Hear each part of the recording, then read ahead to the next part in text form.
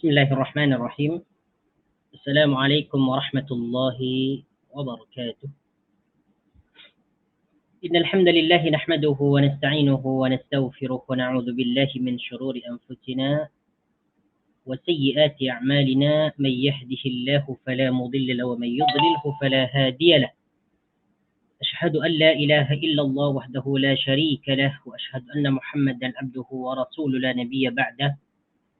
اللهم صل وسلم على نبينا محمد وعلى آل محمد كما صليت على إبراهيم وعلى آل إبراهيم إنك حميد مجيد، وبارك على محمد وعلى آل محمد كما باركت على إبراهيم وعلى آل إبراهيم إنك حميد مجيد.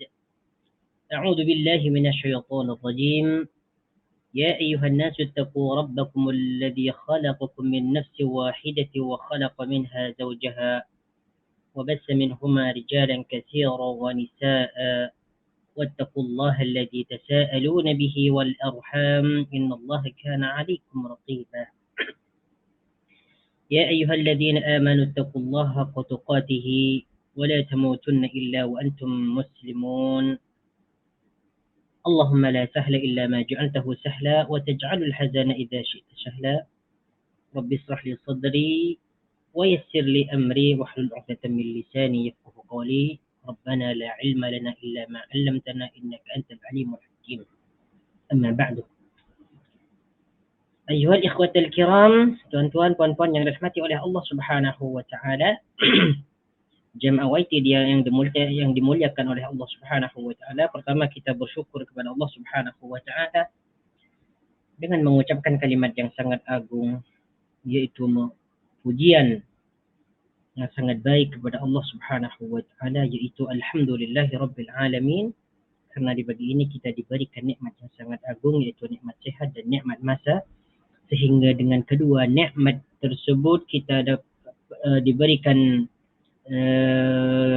kesempatan dan diberikan keinginan untuk menuntut ilmu, mempelajari tentang ilmu agama, mengerti tentang ilmu agama, mempelajari Al-Quran, mengerti Al-Quran tentang maknanya, tafsirannya, maksudnya dan kandungannya.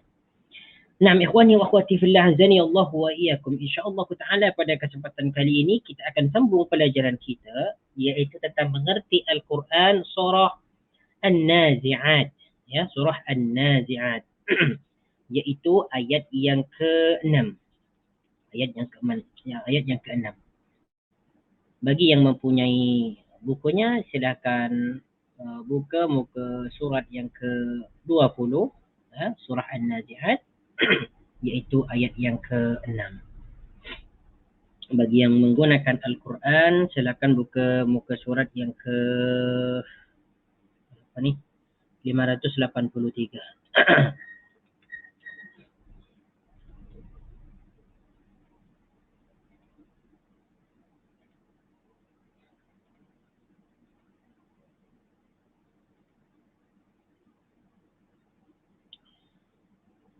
أعوذ بالله من الشيطان الرجيم.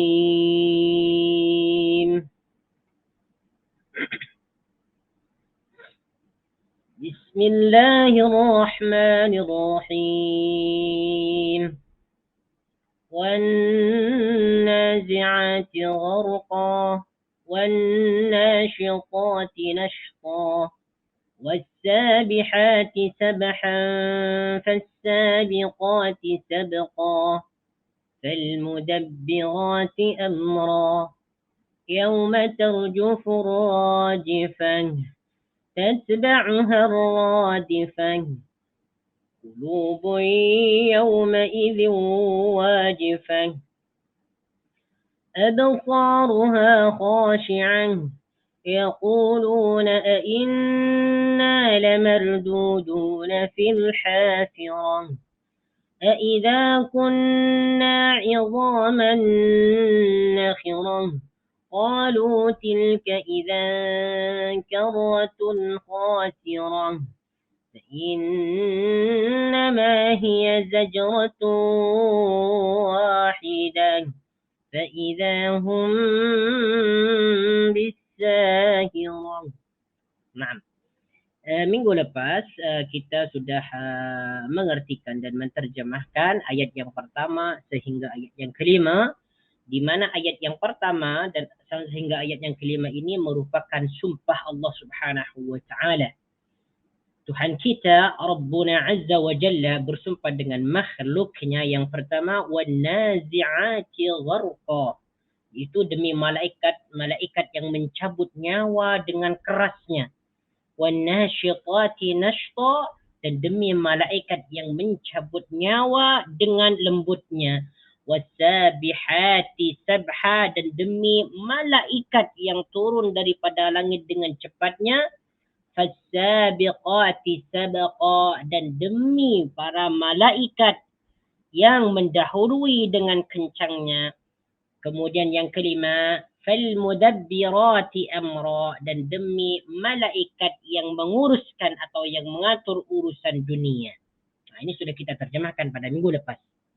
Kemudian ayat yang ke-6. Di sini kenapa Allah Subhanahu wa taala banyak bersumpah dengan makhluknya, yaitu dengan malaikat yang mencabut nyawa dengan keras, dengan malaikat yang mencabut nyawa dengan lembut. Kemudian dengan bersumpah dengan malaikat yang turun dengan cepat, kemudian bersumpah dengan malaikat yang mendahului dengan kencang, bersumpah dengan malaikat yang menguruskan perkara daripada langit kepada dunia. Kenapa di sini Allah Subhanahu wa taala begitu banyak bersumpah dengan makhluknya? Ini menunjukkan bahwasanya Allah Subhanahu wa taala ingin menjelaskan sesuatu yang sangat penting bagi hamba-hambanya. Nah, di mana disebutkan dalam ayat yang ke-6, yauma tarjufur rajifah. Nah, yauma tarjufur rajifah, yauma tarjufur rajifah, ketika goncangan yang pertama atau tiupan yang pertama menggoncangkan alam. Nah, tengok ni. Yauma tarjufur rajifah. Ar-rajifatu di sini maknanya adalah goncangan. Ar-rajifatu adalah goncangan. Ya, yang dimaksud goncangan di sini adalah tiupan yang pertama. Tiupan yang pertama yang menghancurkan alam, kemudian mematikan seluruh makhluk, yaitu mematikan manusia. Ini disebut ar-rajifah, goncangan atau tiupan yang pertama. Jadi mana asalnya ar-rajifah di sini adalah goncangan. Mana asalnya? Goncangan. Ini kalau kita terjemahkan secara harfiah, goncangan. Adapun maksudnya di sini adalah tiupan yang pertama. Tiupan yang pertama. Nah. Jadi tiupan yang pertama ini menggoncangkan seluruh alam sehingga penghuninya mati semua. Mati semua. Yauma tarjufur rajifah. Nah, kalau kita terjemahkan secara bebas, sebagaimana dalam terjemahan dia, yaitu ayat yang ke-6 ni, sesungguhnya alam akan bergoncang sehingga mati segala yang bernyawa selain yang dikecualikan ketika tiupan pertama, yaitu sangkakala. Yaitu sangkakala. Jadi di sini yauma tarjufu. Sedangkan perkataan tarjufu ini merupakan fi'il mudhari. Ya, fi'il mudhari yaitu kata kerja yang bermakna sedang ataupun akan. Apa maknanya tarjufu? Tarjufu bergoncang. Ini kata fi'ilnya. Bergoncang. Sedangkan ar-rajifani di sini adalah isim fa'ilnya. Mengikut wazan fa'ilun. Ar-rajifun. Rajifun fa'ilun. Ya. Jadi tarjufu di sini maknanya bergoncang. Tarjufu merupakan fi'il mudhari, ya. Asal dia atau fi'il madhinya adalah rajafa yarjufu. Ya, rajafa yarjufu, bergoncang. Jadi artinya di sini yauma tarjufur rajifah. Ketika goncangan atau tiupan pertama menggoncangkan seluruh alam, ya, tatba'uha radifa, diikuti tiupan yang kedua atau diikut ya, tatba'uha radifa, kemudian diikuti tiupan yang kedua, ya. Tatba'uha radifa, kemudian diikuti goncangan yang kedua atau tiupan yang kedua. Sedangkan ar-radifah di sini maknanya adalah tiupan yang kedua. Jadi ar-radifah ini dia tiupan yang pertama atau peniupan sangkakala yang pertama, sedangkan ar-radifa maknanya tiupan yang kedua, ya, tiupan yang kedua. Tiupan yang kedua ini untuk menghidupkan manusia. Tiupan yang kedua. Nah, jadi bezanya antara rajifa dengan ar-radifa. Ar-radifa di sini adalah tiupan yang pertama, sedangkan ar-radifa adalah tiupan yang kedua. Tiupan yang pertama ini adalah menggoncangkan dunia sehingga seluruh manusia, semua manusia akan mati. Sedangkan ar-radifa ini tiupan yang kedua. Nah, setelah dunia itu ditiup, digoncang, ya, maka manusia akan hidup. Jadi tiupan yang kedua ini menghidupkan manusia. Sebab nanti terjadinya hari kiamat, ada dua tiupan. Tiupan yang pertama mematikan manusia, dan tiupan yang kedua menghidupkan manusia. Tatba'uha ar-radifah. Nah, jadi radifah di sini adalah maknanya tiupan yang kedua. Sebagaimana dalam tafsir Ibnu Katsir dikatakan, wa qawluhu yawma tarjufu ar-rajifah tatba'uha ar-radifah. Nah, yang dimaksud dalam ayat ini, qala Ibnu Abbas huma an-nafkhatanil ula wa tsaniyah. Ayat ini bermaksud adalah dua tiupan. Tiupan yang pertama dan tiupan yang kedua. Jadi ar-rajifah ini adalah tiupan yang pertama. Ar-radifah adalah tiupan yang kedua. Wa hakadha qala Mujahid wal Hasan wa Qatadah wa Dhahak wa ghairu wahid. Dan ini juga dikatakan oleh Mujahid, Al-Hasan, Qatadah, Ad-Dhahak dan yang lainnya. Jadi ar-rajifah ini makna asal dia adalah goncangan. Namun yang dimaksud di sini adalah tiupan. Memang tiupan itu adalah bergoncang. Ya. Qulubu yawma idin wajifah. Insyaallah, tabarakalrahman. Bagaimanakah keadaan manusia ketika tiupan yang pertama ini terjadi atau berlaku? Qulubun, hati manusia yauma idin di waktu itu wajifatun dalam keadaan takut. Qulubun, hati-hati manusia yauma idin ketika itu, ya maksudnya ketika terjadinya hari kiamat ataupun ketika terjadinya peniupan sangkakala yang pertama, wajifatun dalam keadaan takut. Ya, dalam keadaan takut semua nih. Jadi qulubun di sini maknanya hati-hati. Hati-hati ini maksudnya hati manusia. Qulubun hati manusia, ya. Ini perkataan qulubun merupakan jamak daripada qalbun, daripada perkataan qalbun. Qalbun ini bentuk mufrad. Qalbun sebuah hati atau hati. Sedangkan qulubun adalah hati-hati manusia. Qulubun hati-hati manusia.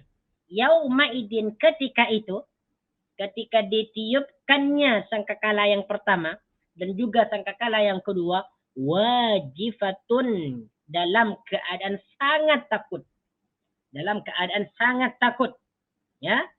Ya, wajifatun sebagaimana dikatakan oleh Ibnu Abbas khaifatun. Dalam keadaan takut, risau, menyesal dan sebagainya. Nah, itulah keadaan atau hati-hati manusia ketika ditiupkannya sangkakala atau ketika terjadinya hari kiamat. Nah, kemudian jadi wajifatun di sini maknanya khaifah. Tafsiran dia adalah khaifatun. Apa artinya khaifatun? Yaitu takut ataupun risau. Wajifatun khaifatun.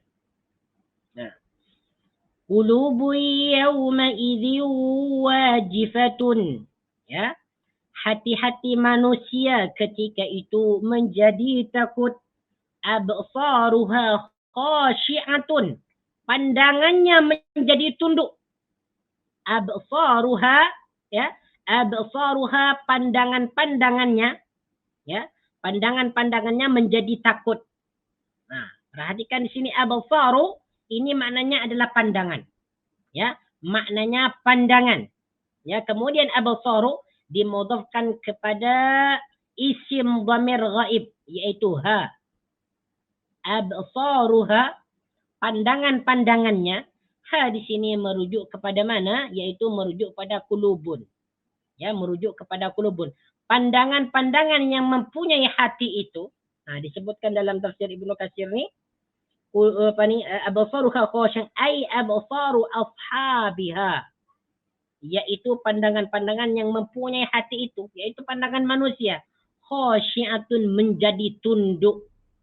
Khasyiatun menjadi tunduk. Ya. Khasyiatun di sini, ya, khasyiatun merupakan perkataan merupakan bentuk isim fa'il. Khasyiatun diambil daripada khasya'a yakhsha'u. Khasya'a yakhsha'u ini fi'il madhinya. Khasya'a. Khasya'a ini maknanya tunduk atau khusyuk. Fi'il mudhari'nya yakhsha'u. Yakhsha'u. Makanya perkataan khusyuk, ya, fi'il isim masdarnya adalah khusyu'an. Khasya'a yakhsha'u khusyu'an. Khusyu'an. Nah, makanya perkataan khusyuk dalam bahasa Melayu itu diserap daripada bahasa Arab. Diambil daripada khusyu'un atau khusyu'an. Khusyuk. Jadi khasyiatun di sini maknanya adalah tunduk. Namun dalam ayat yang ke-9 ini jangan kita artikan khasyiatun adalah khusyuk. Ini kurang begitu sesuai. Jadi makna yang tepat, makna yang sesuai adalah tunduk. Absaruha khasyiatun. Pandangannya khasyiatun menjadi tunduk. Jadi pandangan-pandangan orang kafir nanti, orang munafik, orang yang menyekutukan Allah Subhanahu wa taala ketika itu menjadi tunduk. Ya, menjadi tunduk melihat kejadian atau berlakunya peniupan sangkakala yang pertama dan yang kedua. Ya. Yaquluna a inna lamarduduna fil hafirah. Mereka orang kafir Quraisy berkata, yaquluna, mereka orang kafir Quraisy, perkataan yaquluna di sini merupakan af'alul khamsah. Karena yaqulun ini merupakan fi'il mudhari yang diakhirkan oleh waw dan nun. Setiap fi'il mudhari yang diakhirkan oleh waw dan nun itu disebut af'alul khamsah. Yaquluna, mereka berkata. Ya, yaquluna mereka berkata atau bertanya. Siapa yang dimaksud mereka di sini? Yakni musyriki Quraisyin wa man qala biqaulihim fi inkaril mi'ad. Yaitu orang-orang musyrik Arab Quraisy dan orang yang berkata di dalam mengingkari atau tidak mempercayai hari kebangkitan atau hari pengembalian. Ya. Jadi ini maksud yaquluna di sini adalah orang-orang kafir Quraisy dan orang-orang musyrik. Jadi mereka bertanya, yaquluna, mereka bertanya, mereka berkata, a inna lamarduduna fil hafirah? Ini pertanyaan mereka nih. Karena mereka itu mengingkari, ya, mengingkari hari kebangkitan setelah kematian.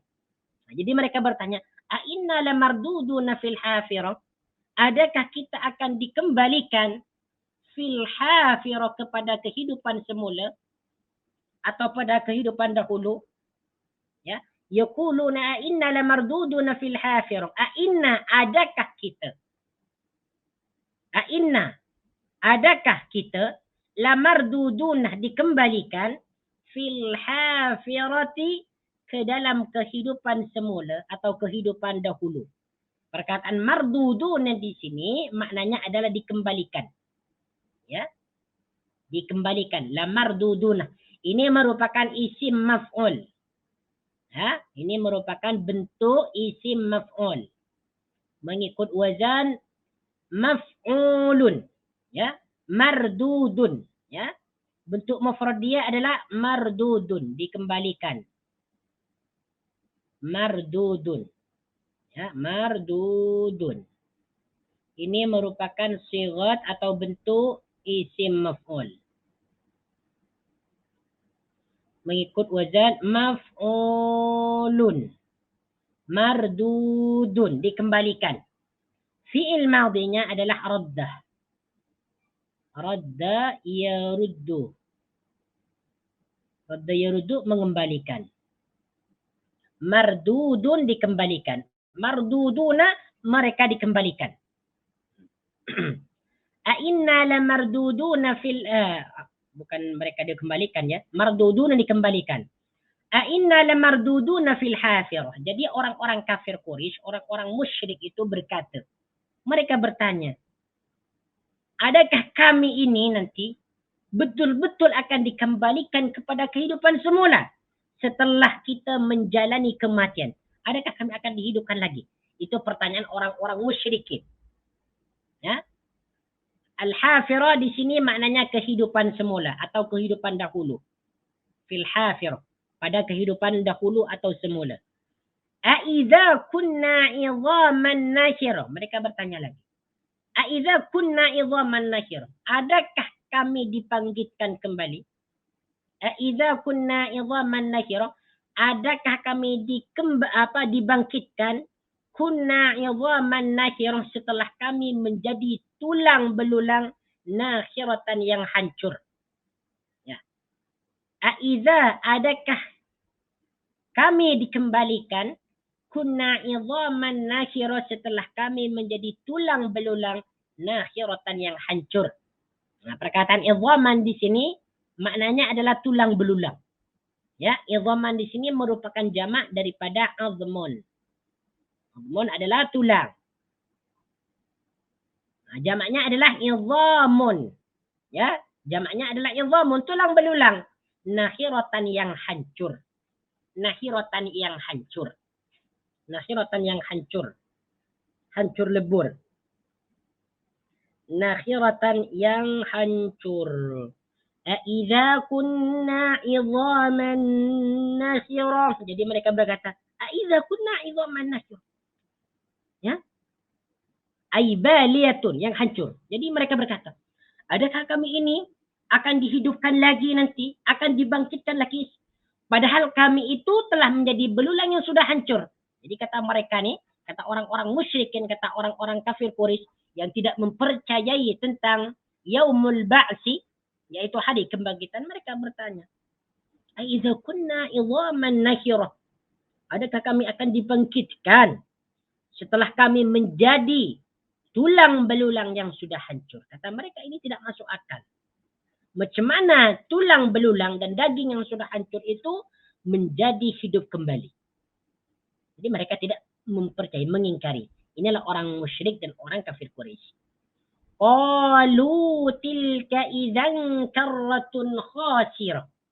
Qalu, mereka bertanya atau mereka berkata, qalu, ya, qalu, mereka berkata,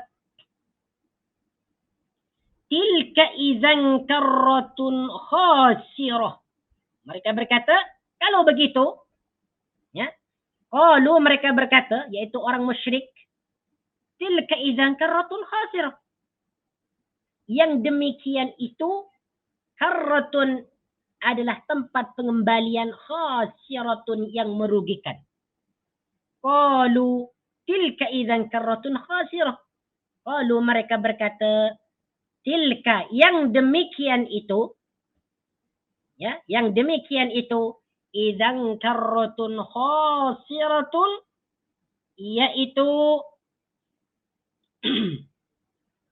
tempat pengembalian, khasiratun yang merugikan. Nah, kalau kita tengok dalam terjemahan dia diterjemahkan, mereka berkata, kalau begitu sudah tentu kembalinya kita hidup semula itu suatu perkara yang merugikan.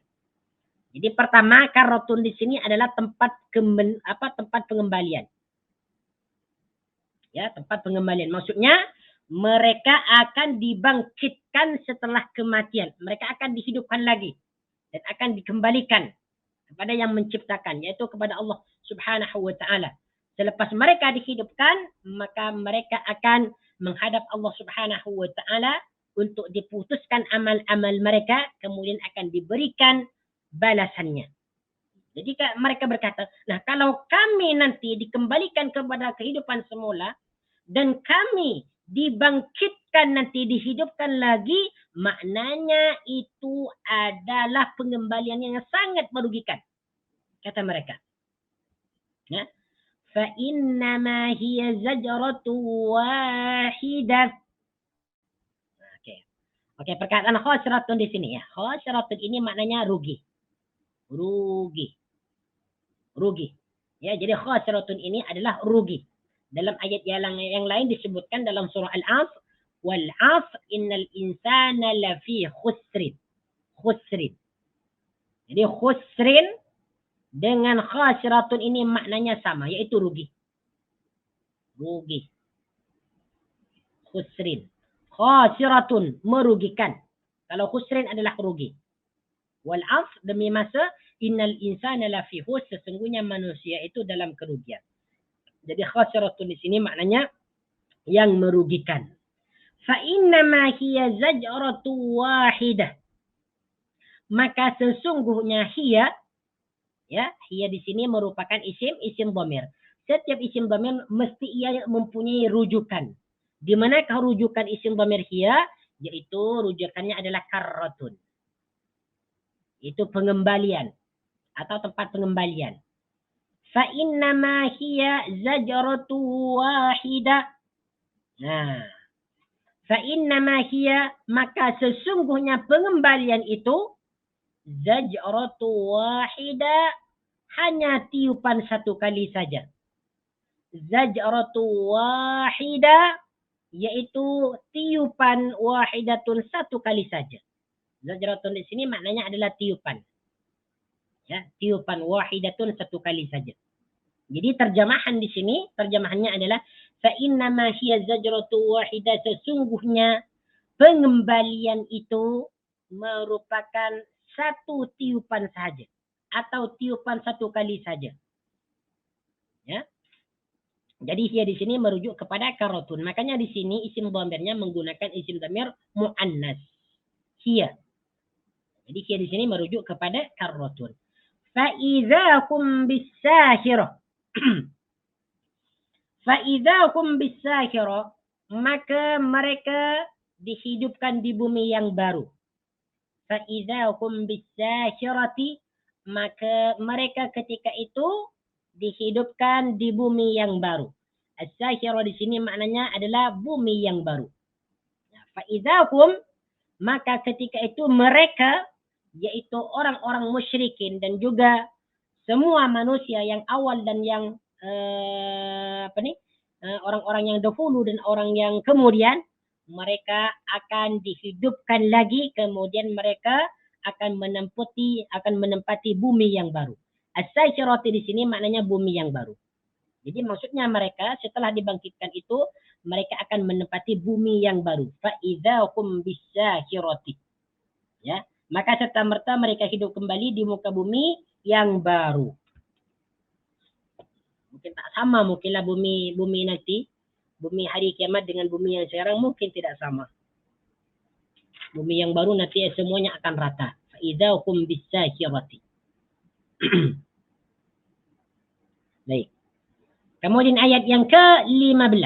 Hal ataka hadisu Musa. Ayat ini ditunjukkan kepada baginda Nabi sallallahu alaihi wasallam. Hal ataka hadisu Musa. Hal ataka, adakah telah sampai kepadamu hadisu Musa, cerita Nabi Musa? Ya. Ini Allah Subhanahu wa taala bertanya kepada baginda Nabi sallallahu alaihi wasallam, hal ataka hadisu Musa? Adakah telah sampai kepadamu wahai Muhammad hadisu Musa, cerita Musa atau cerita Nabi Musa alaihi salam?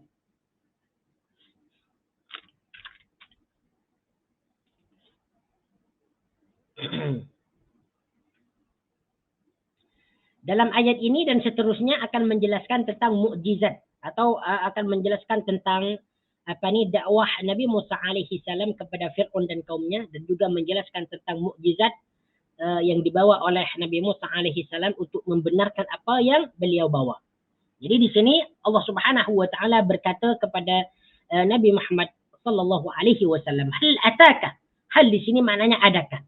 Ini disebut hal istifham. Istifham. Bertanya. Ya, istifham itu maknanya bertanya. Adakah? Sama dengan a. Hal ataka. Bismillah.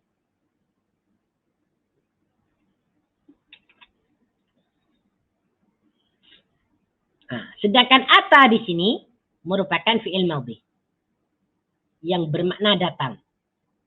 Fi'il madhi. Ata ya'ti. Ata ya'ti. Maknanya adalah datang. Hal ataka. Ya, hal ataka. Adakah telah datangkah kepadamu? Di sini merupakan isim dhamir. Isim dhamir. Yang menunjukkan kepada orang yang diajak bicara. Hal ataka. Adakah telah sampai kepada kamu? Telah datang kepada kamu? Apa yang datang? Hadisu Musa, cerita Musa. Jadi hadisun di sini maknanya adalah khabar atau cerita. Jadi hadisun maknanya khabar atau cerita. Hadisun itu adalah khabar atau cerita. Kemudian hadisun ini dimudhafkan kepada perkataan Musa. Jadi hadisu Musa, cerita Musa atau khabar Musa. Asalnya dia adalah hadisun, kemudian Musa. Sebelum dijadikan susunan idhafah, mudhaf dan mudhaf ilaih, hadisun dan Musa. Hadisun cerita, Musa. Nah, setelah dijadikan susunan mudhaf dan mudhaf ilaih menjadi hadisu Musa, cerita Musa. Jadi hadisu di sini disebut mudhaf, kemudian Musa adalah mudhafun ilaih. Hadisu Musa, cerita Musa. Jadi hadisu di sini disandarkan atau dimudhafkan kepada perkataan Musa. Jadi dalam ayat yang ke-15 ini Allah Subhanahu wa taala bertanya kepada baginda Nabi sallallahu alaihi wasallam tentang kisah, ya, tentang kisah ataupun cerita Nabi Musa alaihi salam ketika beliau itu diutus kepada Firaun dan kaumnya untuk menyampaikan dakwah Islam. إذ ناداه ربه بالوادي المقدس طوى. Jadi kalau kita mendengarkan perkataan hadisun, itu maknanya cerita lah atau khabar. Jadi kenapa hadis yang kita sering dengarkan itu disebut hadis? Karena itu merupakan cerita baginda Nabi sallallahu alaihi wasallam. Cerita yang menceritakan pekerjaan ataupun perbuatan ataupun perkataan ataupun sifat dan sebagainya. Jadi kalau kita mendengar hadis itu maknanya adalah cerita ataupun khabar. Ataupun kita boleh katakan hadis. إِذْ نَادَاهُ رَبُّهُ بِالْوَادِ الْمُقَدَّسِ طُوًى. Ya. Ini pertanyaan Allah Subhanahu wa taala kepada Nabi Muhammad sallallahu alaihi wasallam. إِذْ نَادَاهُ رَبُّهُ, ketika Tuhannya memanggilnya. إِذْ نَادَاهُ رَبُّهُ, ketika Tuhannya memanggilnya. Oke, iz ini maknanya ketika. Nada ini merupakan fi'il madhi. Ya, kata kerja yang bermakna telah. Ya, kata kerja yang bermakna telah. Nada, ya, nada telah memanggil. Ya, nada telah memanggil. Nah, kemudian di sini setelah fi'il madhi ada isim dhamir. Isim dhamir hu. Nah, ini disebut dengan isim dhamir ghaib. Setiap isim dhamir itu mempunyai rujukan, ya, mempunyai rujukan. Di mana rujukan hu di sini yaitu merujuk kepada Musa. Ya. Ketika dia memanggilnya, hu di sini merujuk kepada Musa. Ketika dia memanggilnya, siapa yang memanggil? Rabbuhu, Tuhannya.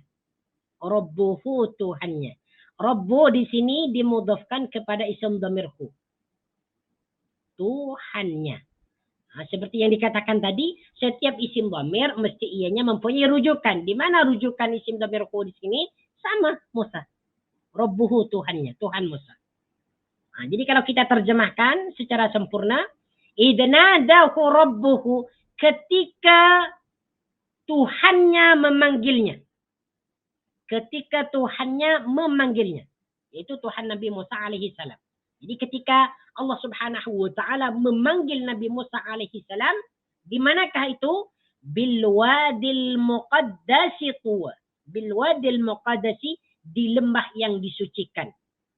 Ya, bil wadil muqaddasi, di lembah yang suci atau yang disucikan. Bil wad, al wad di sini maknanya lembah. Lembah. Al wad itu maknanya lembah. Wad, lembah. Wadun. Ya. Kemudian al-muqaddas itu maknanya al-mutahhar. Al-mutahhar, yang disucikan. Al-mutahhar, yang disucikan. Jadi perkataan al-muqaddas ini sama dengan al-mutahhar. Jadi tafsirannya dalam tafsir Ibnu Katsir disebutkan al-muqaddas ay al-mutahhar, yang disucikan. Apa nama lembah yang disucikan? Yaitu Tuan Lembah Tua.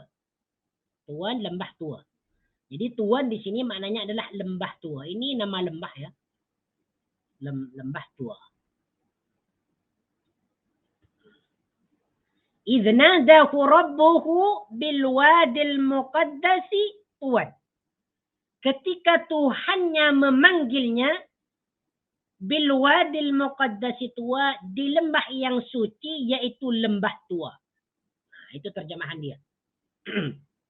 Jadi Allah Subhanahu wa taala memanggil Nabi Musa alaihi salam ya untuk berjumpa dengannya di lembah yang disucikan, yaitu Tuan. Kemudian Allah Subhanahu wa taala mengatakan kepada Nabi Musa alaihi salam ya di lembah Tua tersebut, izhab ila fir'auna innahu tagha. Nah, cerita ini diceritakan oleh Allah Subhanahu wa taala kepada baginda Nabi sallallahu alaihi wasallam. Nah, jadi kata Allah Subhanahu wa taala ya, setelah memanggil Nabi Musa alaihi salam untuk berjumpa dengan Allah Subhanahu wa taala, ketika itu Allah Subhanahu wa taala berkata kepada Nabi Musa alaihi salam, "Izhab ila fir'auna innahu tagha." Izhab, pergilah. Izhab, pergilah. Ini merupakan fi'il amar. Fi'il amar, yaitu kata suruhan. Kata suruhan. Izhab, pergilah. Nah, jadi ini, izhab ini merupakan fi'il amar, kata suruhan. Ini diambil daripada fi'il madhi, zahaba, yazhabu. Zahaba, dia telah pergi, yazhabu, dia akan pergi. Izhab, pergilah. Zahaba fi'il madhi. Fi'il yang bermakna telah. Kata kerja yang bermakna telah. Sedangkan yadhabu fi'il mudhari. Kata kerja yang bermakna sedang ataupun akan. Ya. Sedangkan izhab adalah fi'il amar, yaitu kata kerja suruhan. Izhab. Kata Allah Subhanahu wa taala kepada Musa. Izhab ila fir'auna. Izhab, pergilah ila fir'auna, menuju Fir'aun. Izhab ila fir'auna, pergilah kepada Fir'aun. Innahu tagha, sesungguhnya dia tagha, melampaui batas. Tagha, melampaui batas. Oke, perkataan innahu. Inna adalah huruf taukid. Ya. Huruf taukid. Kemudian hu di sini, huruf taukid itu adalah huruf yang digunakan untuk menguatkan, untuk menegaskan. Innahu, sesungguhnya. Nah, itu maknanya apabila ada suatu kalimat dimulakan dengan inna, itu maknanya adalah apa yang akan dijelaskan itu merupakan sesuatu yang sangat benar dan betul-betul terjadi. Jadi innahu di sini disebut huruf taukid. Dalam ilmu nahwu disebut huruf taukid. Taukid itu adalah maknanya menguatkan. Jadi jika kalimat itu dimulakan dengan innah, maknanya kalimat itu sangat kuat sekali. Betul-betul kuat. Ya, karena kalimat itu adalah tegas. Innahu, sesungguhnya dia. Baik, sekarang inna ini masuk kepada isim dhamir hu. Hu. Setiap isim dhamir mempunyai rujukan. Di mana rujukan isim dhamir di sini? Yaitu Fir'aun. Innahu, sesungguhnya dia, itu dia yang dimaksud adalah Fir'aun, tagha, melampaui batas. Jadi perkataan tagha di sini adalah melampaui batas.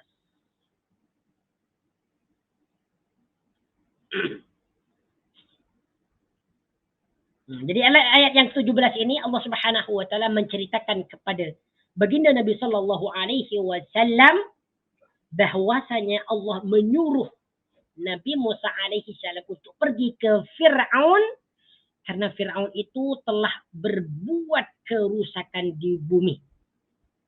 Di mana dia itu mengaku sebagai Tuhan. Ya, mengaku sebagai Tuhan. Kemudian apa kata Allah Subhanahu wa taala kepada Nabi Musa alaihi salam? Faqul, maka katakanlah. Faqul, maka katakanlah, wahai Musa, hal laka ila an tazakka. Maka katakanlah wahai Musa kepada Firaun, hal laka ila an tazakka. Adakah kamu mahu untuk mensucikan diri? Hal laka ila an tazakka. Adakah kamu mahu atau berkeinginan ila an tazakka untuk mensucikan diri? Coba kalau kita tengok dalam terjemahan, faqul hal laka ila an tazakka. Maka katakanlah kepada Firaun, ada atau tidak keinginanmu untuk membersihkan diri daripada kesesatan. Itulah lebih kurangnya sama lah. Hallaka, adakah kamu ila an tazakka, berkeinginan untuk mensucikan diri. Jadi perkataan tazakka di sini maknanya mensucikan diri. Mensucikan diri. Tazakka. Adakah kamu ingin mensucikan diri? Wa ahdiyaka ila rabbika fatahsha.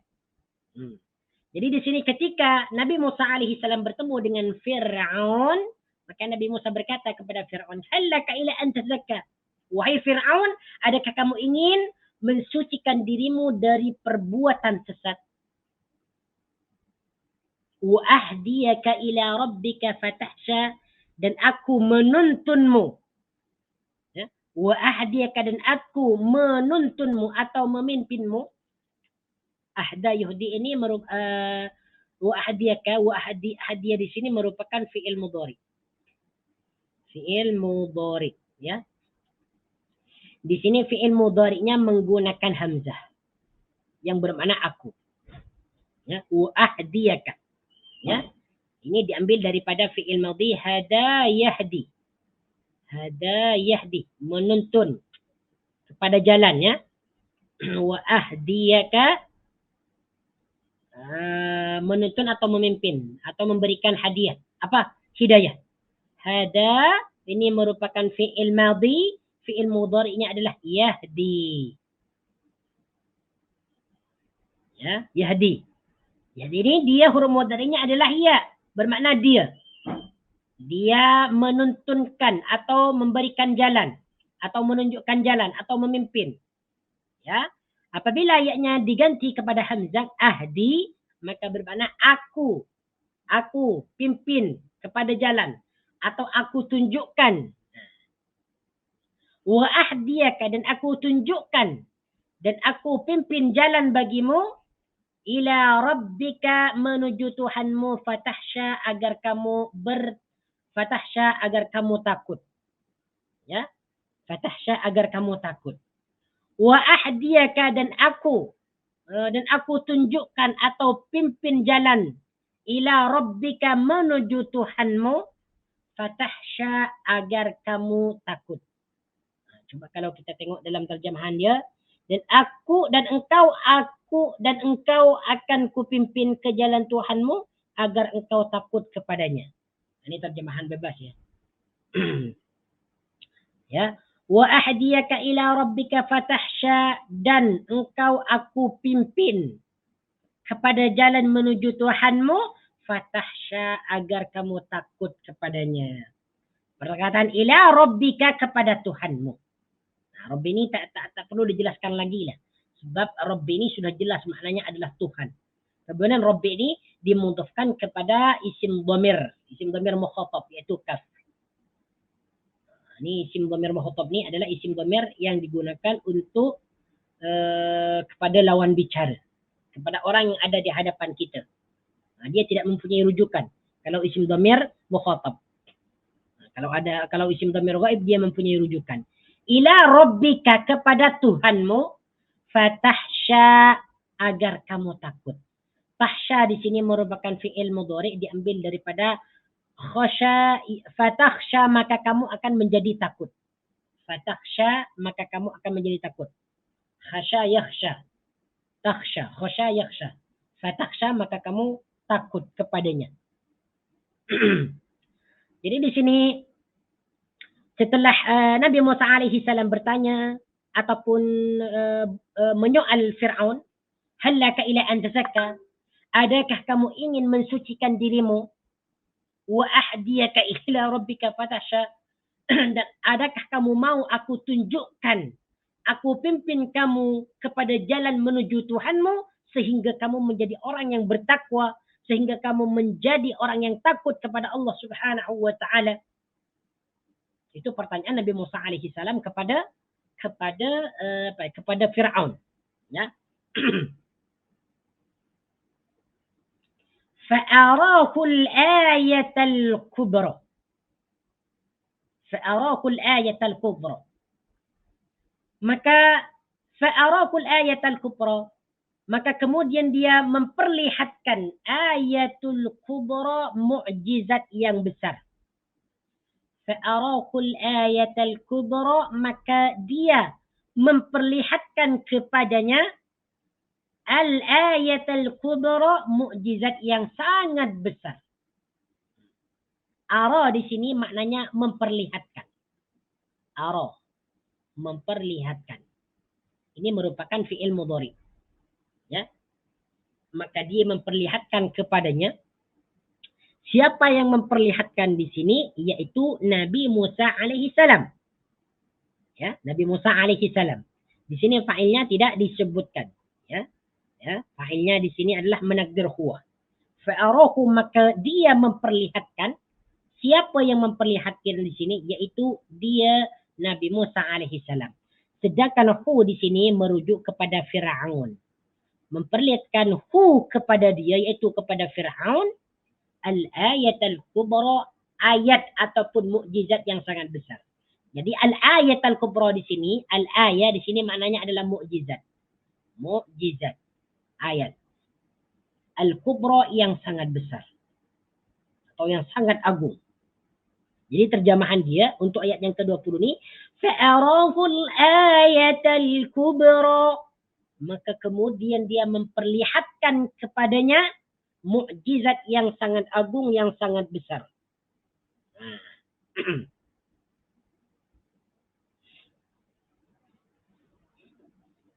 Jadi ara di sini maknanya memperlihatkan atau menunjukkan. Boleh diterjemahkan juga dengan menunjukkan. Baik. Jadi setelah Nabi Musa alaihi salam berkata kepada Fir'aun, mengajak kepada Fir'aun untuk beriman kepada Allah Subhanahu wa taala, untuk mensucikan dirinya. Kemudian Nabi Musa alaihi salam menawarkan untuk memberikan petunjuk atau memimpin kepada jalan yang menjadikannya dia takut kepada Allah Subhanahu wa taala.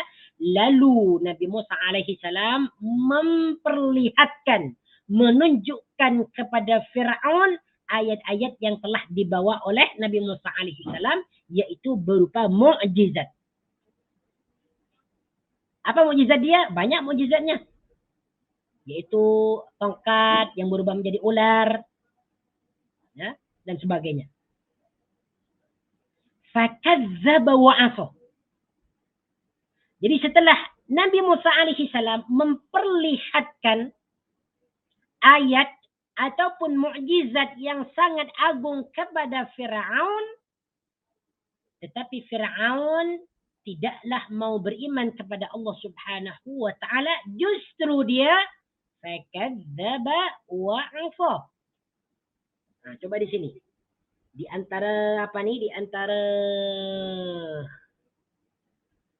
antara mukjizat yang dibawa ataupun yang diperlihatkan kepada Fir'aun dan kaumnya, sebagaimana yang disebutkan dalam surah Al-A'raf ayat yang ke-105 sehingga 108. Tengok ni. Bukan 105 ya, 106. Surah Al-A'raf ayat 106 sehingga 108. Tengok ni.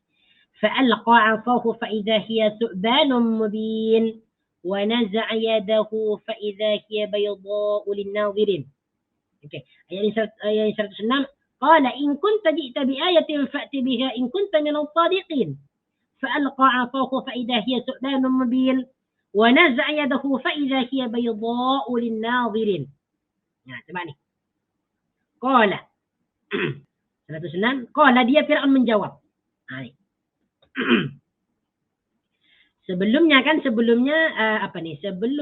Nabi Musa alaihi salam berkata kepada Fir'aun dan kaumnya. Haqiqun ala an la aqula ala Allah illa al-haq. Qad ji'tukum bi bayyinatin min rabbikum fa'arsil ma'iya bani Israil. Surah yang ke-105, surah Al-A'raf. Ayat yang ke-105, surah Al-A'raf. Wajib atasku tidak mengadakan sesuatu terhadap Allah kecuali yang hak. Sesungguhnya aku datang kepadamu dengan membawa bukti yang nyata daripada Tuhanmu. Maka lepaskanlah Bani Israel pergi bersamaku. Apa jawaban Fir'aun? Qala in kunta ji'ta bi ayatin fa'ti biha in kunta minas sadiqin. Dia Fir'aun menjawab, jika benar engkau membawa suatu bukti, suatu mukjizat, al-ayat al-kubra, sebagaimana yang disebutkan dalam ayat yang ke-20 tadi, dalam surah An-Nazi'at, kata Fir'aun, dia Fir'aun menjawab, jika benar engkau membawa suatu bukti, maka tunjukkanlah kalau kamu termasuk orang-orang yang benar. Ini minta bukti. Fir'aun minta bukti.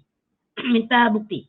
Kalau engkau memang orang yang membawa atau diutus untuk menyampaikan Islam, agama Islam, ataupun dakwah yang hak, berikan bukti, tunjukkan bukti kepadaku. Dia minta bukti.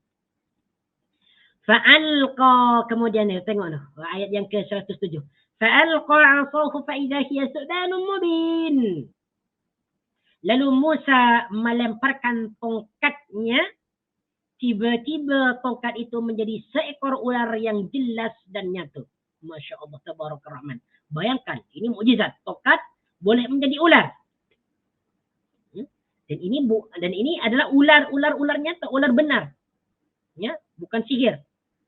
Wa naza'a yadahu fa idza hiya baydha'u lin-nadhirin. Ini tengok lagi. Mukjizat yang kedua nih. Jadi yang pertama, Nabi Musa alaihi salam melemparkan tongkatnya menjadi ular. Ini adalah al-ayatul kubra, mukjizat yang sangat besar, yang sangat agung. Mukjizat yang pertama yang diperlihatkan kepada Fir'aun. Mukjizat yang kedua, wa naza'a yadahu fa idza hiya baydha'u lin-nadhirin. Dan dia mengeluarkan tangannya, tiba-tiba tangan itu menjadi putih bercahaya bagi orang-orang yang melihatnya. Masya Allah, tabarakar rahman. Ini adalah al-ayatul kubra, mukjizat yang sangat besar. Tetapi kenyataannya, setelah Nabi Musa alaihi salam memperlihatkan mukjizat tadi, memperlihatkan dan menunjukkan al-ayatul kubra, maka Fir'aun tidak mau beriman. Disebutkan dalam ayat yang sesudahnya, yaitu ayat yang ke-21, fakadzdzaba wa 'asa, maka dia mendustakan, wa 'asa, dan durhaka. Tengok ni.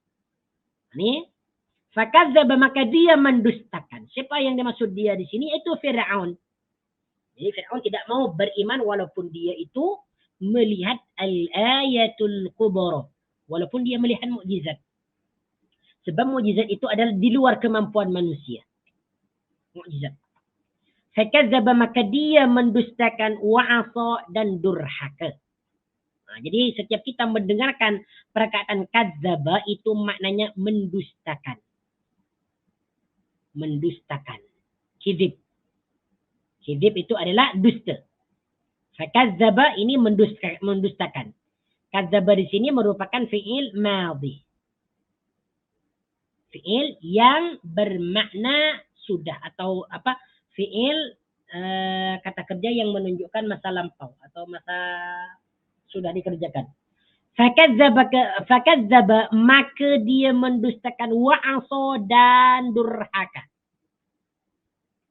Perkataan 'asa ini maknanya durhaka. Kita sering mendengarkan perkataan maksiat, kan? Maksiatun, maksiat. Jadi maksiat itu, perkataan maksiat dalam bahasa Melayu yang kita sering dengarkan itu diserap daripada atau diambil daripada bahasa Arab, yaitu daripada 'asa. Asa ya'si. Asa ya'si. Asa dia telah bermaksiat. Ya'si dia akan bermaksiat. Ataupun durhaka. Asa dia telah durhaka. Ya'si dia akan durhaka. Jadi apabila kita mendengarkan perkataan asa ataupun ya'si ataupun maksiat itu maknanya adalah durhaka. Jadi perbuatan maksiat itu merupakan perbuatan durhaka. Maksiat. Jadi asa ini maknanya adalah durhaka. Durhaka. Jadi yang melanggar perintah Allah Subhanahu wa taala itu disebut asim, orang yang bermaksiat atau yang durhaka. Nah, jadi inilah setelah Fir'aun ini melihat mukjizat yang dibawa oleh Nabi Musa alaihi salam, dia mendustakan dan bermaksiat ataupun durhaka. Dia tidak mau beriman kepada Allah Subhanahu wa taala.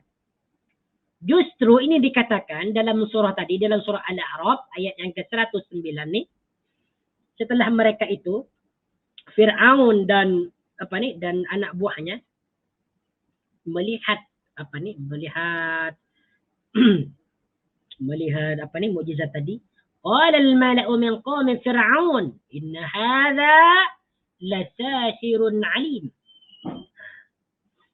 Pembesar kaum Fir'aun berkata, ya, inna hadha lasahirun 'alim. Orang ini benar-benar ahli sihir yang pandai. Masya Allah. Inilah pembesar-pembesar Fir'aun. Tetapi banyak juga di antara mereka ini yang beriman setelah mereka melihat mukjizat tadi. Cuman Fir'aun dan pembesar-pembesarnya ini mereka tidak mau beriman. Mereka tidak mau beriman. Kemudian ayat berikutnya, ayat yang ke-22.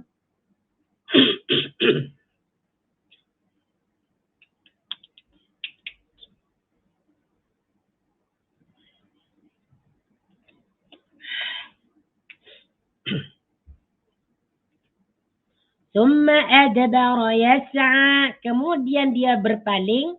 Yas'a berusaha untuk menentangnya. Summa adbara. Kemudian dia berpaling. Summa di sini disebut huruf ataf. Huruf ataf. Kata penghubung. Kata penghubung. Summa kemudian adbara dia berpaling. Yas'a dan berusaha menentang atau mencabar Musa. Jadi perkataan adbara di sini maknanya berpaling. Berpaling ke belakang. Dia tidak mau beriman kepada Nabi Musa alaihi salam, justru dia lari dan berpaling daripada dakwah Nabi Musa alaihi salam. Bukan hanya berpaling, tetapi yas'a berusaha menentang atau mencabar Nabi Musa alaihi salam. Untuk adbara di sini disebut fi'il madhi.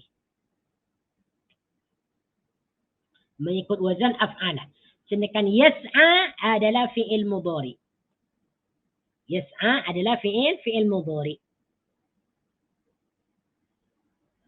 Ya. Fi'il madhinya adalah sa'a yas'a. Sa'a yas'a. Sa'a dia telah berusaha.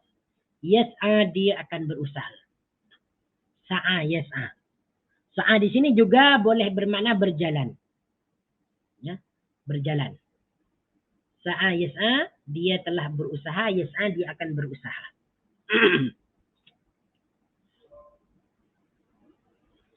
Summa adbara yas'a. Kemudian dia berpaling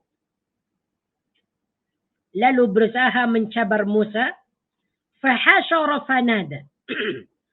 Jadi di sini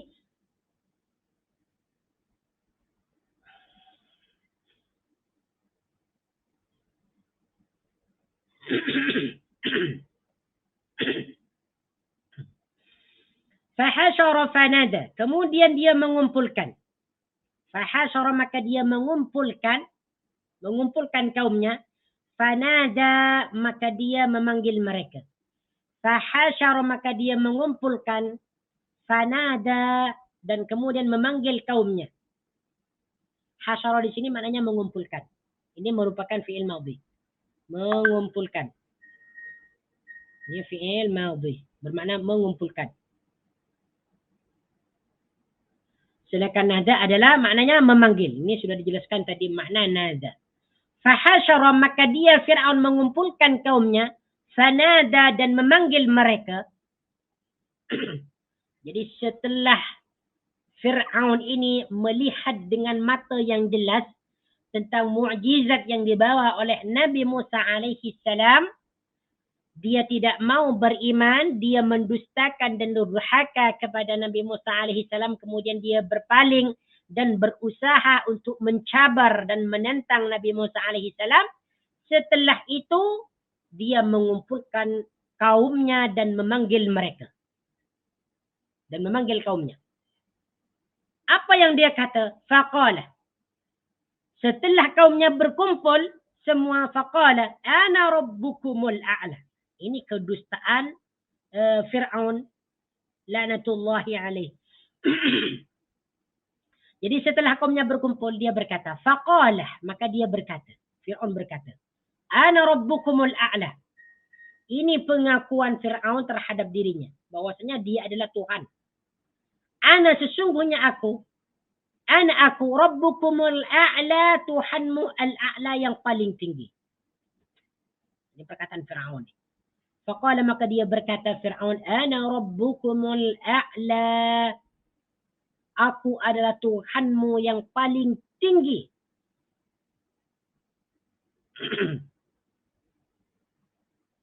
Rabbukum di sini maknanya Tuhanmu. Maknanya adalah Tuhanmu. Di sini perkataan Rabbu dimudhafkan kepada isim dhamir. Isim dhamir jamak mukhatab. Ya. Isim dhamir jamak mukhatab, yaitu isim dhamir yang menunjukkan lawan bicara. Dan ini adalah orang ramai. Rabbukum, Tuhan kamu semua. Bayangkan nih, Fir'aun mengaku bahwa dirinya itu adalah Tuhan yang paling tinggi. Al-a'la di sini maknanya paling tinggi. Paling tinggi.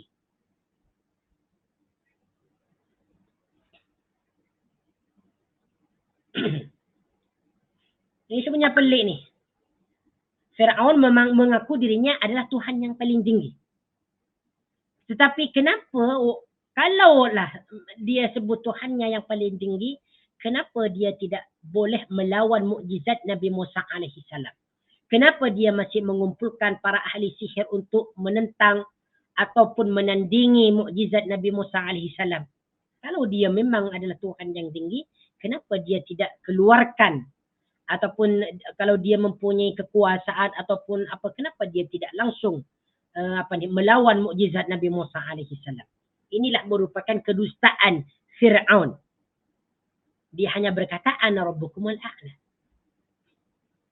Fa'akhadahu Allahu nakala al-akhirati wal ula. Maka Allah menghukumnya. Fa'akhadahu Allahu, maka Allah menghukumnya nakala al-akhirati, dengan siksa akhirat, wal ula, dan dunia. Wal ula, dan dunia. Perhatikan di sini perkataan akhada. Makna akhada di sini banyak. Di antara makna akhada adalah mengambil. Akhadha ya'khudhu. Boleh bermakna mengambil. Di antaranya lagi maknanya adalah menyiksa. Akhadha juga bermakna menyiksa. Akhadha juga bermakna menghukum. Nah, jadi apa ni arti yang sesuai dengan ayat yang ke-25 di sini adalah menghukum atau memberi hukuman. Fa'akhadahu Allahu, maka Allah menghukumnya. Nah, setelah kata fi'il di sini adalah isim dhamir. Fa'akhadahu, maka Allah menghukumnya. Kira-kira isim dhamir yang terdapat dalam ayat ini, dia kembali kepada mana? Yaitu kembali kepada Fir'aun. Ya, jadi fa'akhadahu Allahu, maka Allah menghukumnya, yaitu Fir'aun. Sedangkan Allah di sini kedudukannya menjadi fa'il dari perkataan akhadha. Berarti perkataan fa'akhadahu Allahu terdiri daripada susunan fi'il, fa'il, dan maf'ulun bihi. Cuma di sini maf'ulun bihinya adalah diawalkan daripada fa'ilnya. Fa'akhadahu, maka Allah menghukumnya. Dengan hukuman apa? Nakalal akhirati, dengan siksaan akhirat. Nakalal akhirati, dengan siksaan akhirat. Perhatikan di sini perkataan nakala. Nakala artinya adalah siksaan. Siksaan. Sama dengan azabun.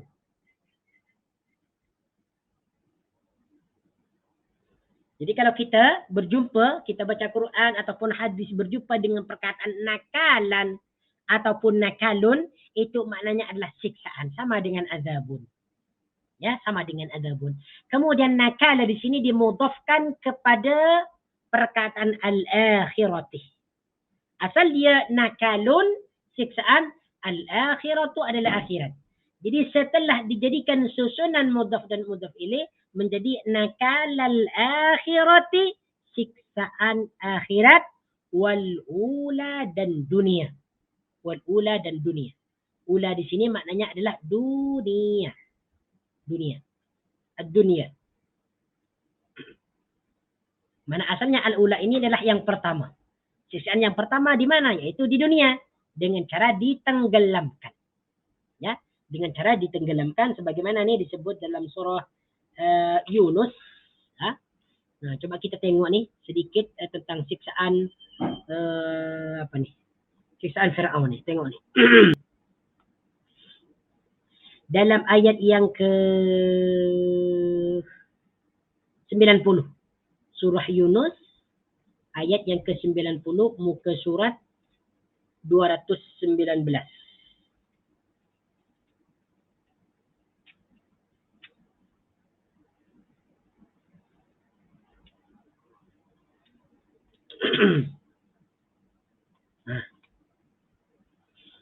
أعوذ بالله من الشيطان الرجيم. وجاوزنا ببني إسرائيل البحر فأتبعهم فرعون وجنوده بغيا وعدوا حتى إذا أدركه الغرق قال آمنت أنه لا إله إلا الذي آمنت به بنو إسرائيل وأنا من المسلمين. Tengok ni terjemahan dia. Dan kami selamatkan Bani Israel melintasi laut. Kemudian Fir'aun dan bala tentaranya mengikuti mereka untuk menzalimi dan menindas mereka. Sehingga ketika Fir'aun hampir tenggelam, dia berkata, aku percaya bahawa tidak ada Tuhan melainkan Tuhan yang dipercayai oleh Bani Israel. Dan aku termasuk orang-orang Muslim, iaitu orang-orang yang berserah diri. Tengok.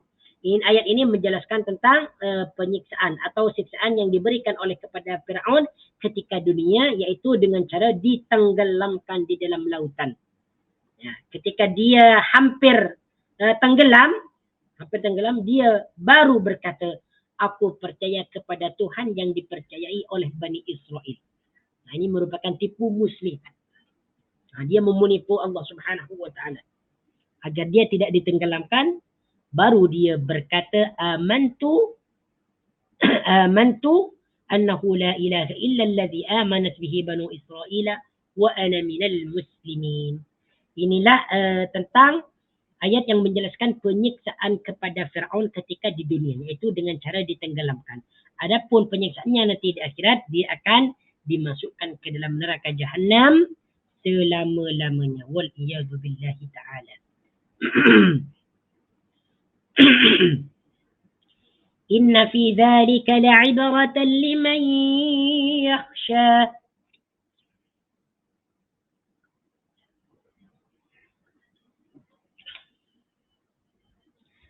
Inna fi dhalika, sesungguhnya yang demikian itu.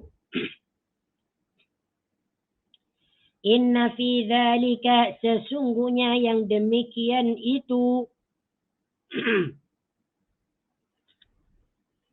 La'ibratan liman yakhsha, terdapat sebuah pengajaran atau ibrah liman yakhsha, bagi orang yang takut.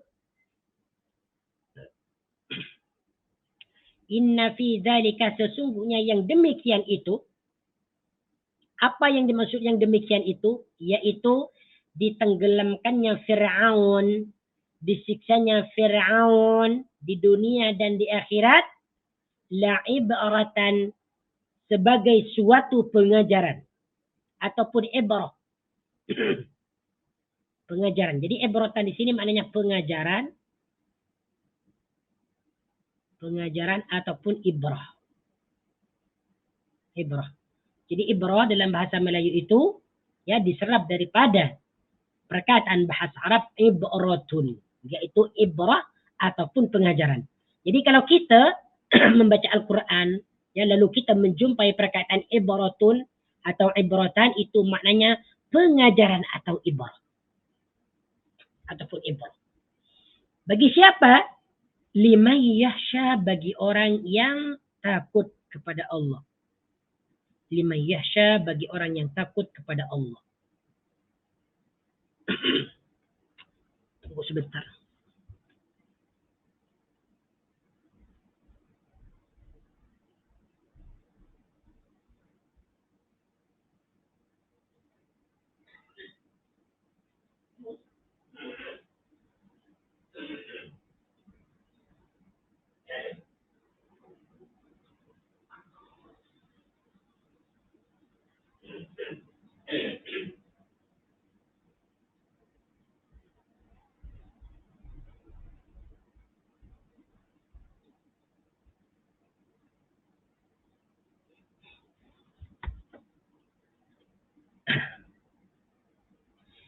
Inna fi dzalika la'ibratan liman yakhsha.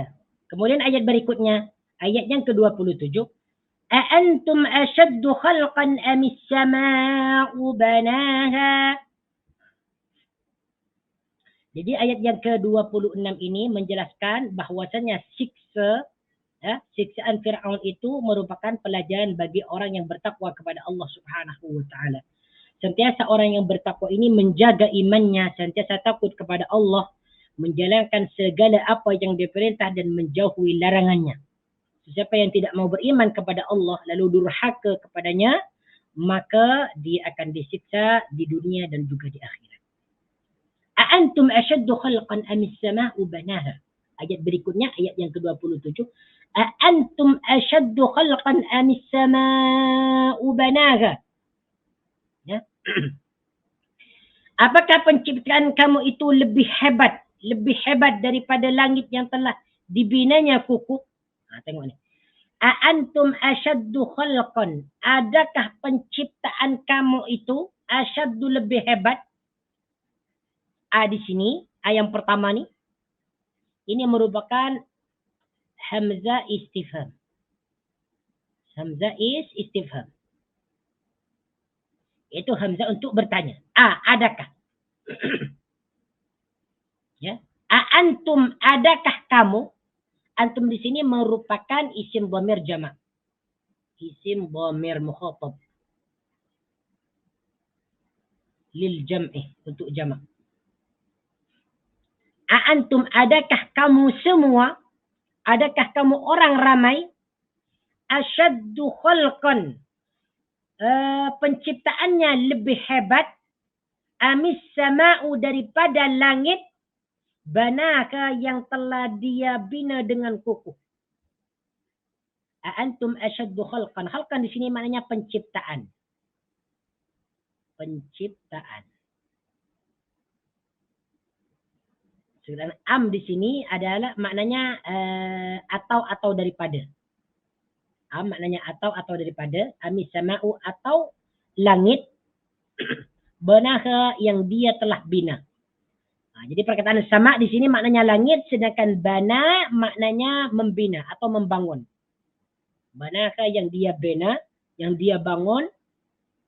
Jadi perkataan bina itu, membina, diambil daripada bana yabni binaan, membina, membangun. Di sini merupakan isim dhamir. Setiap isim dhamir mempunyai rujukan. Di mana rujukan isim dhamir di sini? Yaitu merujuk kepada as-sama. Jadi di sini Allah Subhanahu wa taala bertanya, "A'antum asyaddu khalqan?" Adakah penciptaan kamu itu asyaddu, lebih hebat? amis sama'u, ataupun langit yang lebih hebat. Boleh kita terjemahkan seperti itu. Ataupun kita boleh terjemahkan, a'antum asyaddu khalqan amis sama'u, adakah penciptaan kamu itu lebih hebat amis sama'u daripada langit? Banaka, yang dia bina, yang dia bangun dengan kukuh. Jadi maksudnya di sini Allah Subhanahu wa taala bertanya kepada manusia, kepada hambanya, adakah penciptaan manusia itu lebih hebat, lebih agung daripada penciptaan langit? Mana yang lebih hebat antara penciptaan manusia dan penciptaan langit? Maka penciptaan langit yang paling hebat.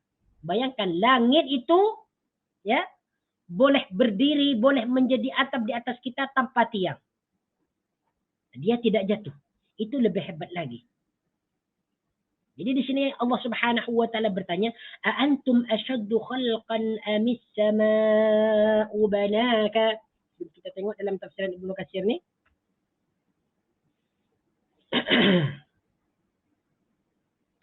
Nah, "A'antum ayyuhan nas asyaddu khalqan amis sama'?" Adakah penciptaan kamu itu lebih hebat, lebih berat, lebih agung daripada penciptaan langit? Yakni dalam tafsir Ibnu Katsir ni beliau berkata, "Balis sama'u asyaddu khalqan minkum." Penciptaan langit itu lebih hebat lagi daripada menciptakan kamu. Tengok ni, dalam surah Al-Ghafir, ayat yang ke-57. Allah Subhanahu wa taala berfirman, "La khalqus samawati wal ardi akbar min khalqin nas." Penciptaan langit dan bumi lebih besar lagi, lebih agung lagi, lebih hebat lagi min khalqis samai, min khalqin nasi, daripada mencipta manusia. Rafa'a samkaha fasawwaha. Dia meninggikan bangunannya, fasawwaha, kemudian menyempurnakannya. Rafa'a samkaha. Rafa'a di sini maknanya meninggikan. Meninggikan. Ini merupakan fi'il madhi. Fi'il mudhari'nya adalah yarfa'u. Fi'il mudhari' yaitu yarfa'u. Rafa'a dia meninggikan atau dia mengangkat, yarfa'u dia akan meninggikan atau mengangkat. Jadi rafa'a di sini maknanya mengangkat atau meninggikan. Rafa'a samkaha. Sedangkan samka, perkataan samkun, samka di sini adalah bina. Bina apa nih? Bangunan. Samka maknanya bangunan. Bangunan. Rafa'a samkaha, dia meninggikan bangunannya. Dia yang dimaksud siapa? Yaitu Allah Subhanahu wa taala. Kemudian perkataan samkaha, samka ini dimudhafkan atau disandarkan kepada isim dhamir ha. Setiap isim dhamir mempunyai rujukan. Jadi di mana rujukan ha di sini? Yaitu merujuk kepada as-sama. Rafa'a samkaha. Dia Allah meninggikan bangunan langit itu, fasawwaha, kemudian dia menyempurnakannya. Sawwa maknanya menyempurnakannya. Sawwa yusawi, menyempurnakan. Menyempurnakan, sawwa. Oke, sedangkan ha ini merupakan isim dhamir, dia merujuk kepada as-sama. Fasawwaha, kemudian dia menyempurnakannya. Wa awtasha laylaha wa akhraja duhaha. Wa awtasha laylaha, dan menjadikan malamnya gelap gulita. Wa awtasha laylaha dan menjadikan malamnya, laylaha, malamnya. Layla maknanya malam. Kemudian perkataan layla dimudhafkan kepada isim dhamir ha. malamnya. Jadi kha di sini merujuk kepada mana? Sama, merujuk kepada as-sama. Malamnya langit. Wa awtasha lailaha. Sedangkan perkataan awtasha ini maknanya adalah menggelapkan. Menjadikan gelap. Menjadikan gelap. Awtasha. Awtasha di sini merupakan fi'il madhi, ya. Fi'il mudhari'nya adalah yutishu. Awtasha dia menjadikan gelap, yutishu dia akan menjadikan gelap. Wa awtasha lailaka, dan dia Allah menjadikan malamnya gelap gulita. Wa akhraja duhaha, dan menjadikan siangnya terang benderang. Wa akhraja duhaka, dan menjadikan siangnya terang benderang. Duhaka di sini, ha di sini juga merujuk kepada as-sama. Wa awtasha lailaka wa akhraja duhaka, dan dia telah menjadikan malamnya, yaitu malam langit itu gelap gulita.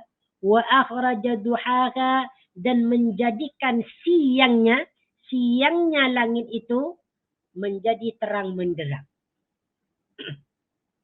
Wal arda ba'da dalika dahaha, setelah itu dia menghamparkan. Wal arda ba'da dalika dahaha, setelah itu dia menjadikan bumi sebagai hamparan atau menghamparkan bumi. Tengok dalam terjemahan dia. Wal arda ba'da dalika dahaha, dan setelah itu bumi dia hamparkan. Wal arda ba'da dalika dahaha, dan setelah itu bumi dia hamparkan. Perkataan wal arda ini maknanya bumi, ba'da dalika setelah itu, dahaha dia hamparkan. Perkataan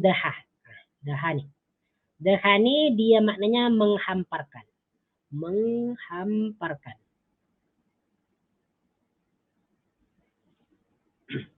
Sedangkan kha di sini, dalam ayat yang ke-30 ini, dia merujuk kepada al-arda. Wal arda ba'da dalika dahaha, setelah itu bumi dia jadikan hamparan, atau setelah itu bumi dia hamparkan. Setelah itu bumi dia hamparkan. Akhraja minha ma'aha wa mar'aha, daripadanya dia mengeluarkan mata air, wa mar'aha, dan tumbuh-tumbuhannya. Akhraja minha, daripadanya dia mengeluarkan airnya, wa mar'aha, dan tumbuh-tumbuhannya. Akhraja di sini maknanya mengeluarkan. Ini merupakan fi'il madhi. Mengeluarkan. Minha, min di sini merupakan huruf jar yang bermakna dari. Kemudian min masuk kepada isim dhamir ha. Isim dhamir muannas. Jadi di mana rujukan ha di sini? Yaitu rujukannya adalah al-ardh. Akhraja minha, dia mengeluarkan minha daripadanya, yaitu daripada bumi itu, ma'aha, airnya. Ma'an itu artinya air. Kemudian perkataan ma'a dimudhafkan kepada isim dhamir ha. Ya. Di mana rujukan ha di sini? Sama. Wal arda. Ma'aha, airnya, yaitu air bumi. Wa mar'aha, mar'a artinya adalah tumbuh-tumbuhan ataupun rumput-rumput. Wa mar'aha, dan rumput-rumputnya atau tumbuhan-tumbuhannya. Jadi mar'a di sini maknanya tumbuh-tumbuhan atau rumputan atau rumput-rumputan. Kemudian mar'an juga dimudhafkan kepada isim dhamir ha, dan isim dhamir ha ini dia merujuk atau kembali kepada perkataan al-ard. Akhraja minha ma'aha wa mar'aha, daripadanya dia mengeluarkan airnya, wa mar'aha, dan tumbuh-tumbuhannya. Naam. Hadza wallahu ta'ala a'lam. Insyaallah taala kita akan sambung pada minggu hadapan. Masih lagi dalam surah An-Nazi'at, yaitu ayat yang ke-32. والجبال أرساها متاعا لكم ولأنعامكم. نعم، هذا والله تعالى أعلم. أقول قولي هذا أستغفر الله العظيم لي ولكم. سبحانك اللهم وبحمدك أشهد أن لا إله إلا أنت أستغفرك وأتوب إليك. Kalau ada kesalahan dan kesilapan, itu datangnya daripada saya sendiri. Apabila ada datang kebenaran, itu datangnya daripada Allah Subhanahu wa taala. أقول لكم جزاكم الله خيرا وبارك الله فيكم. السلام عليكم ورحمة الله وبركاته.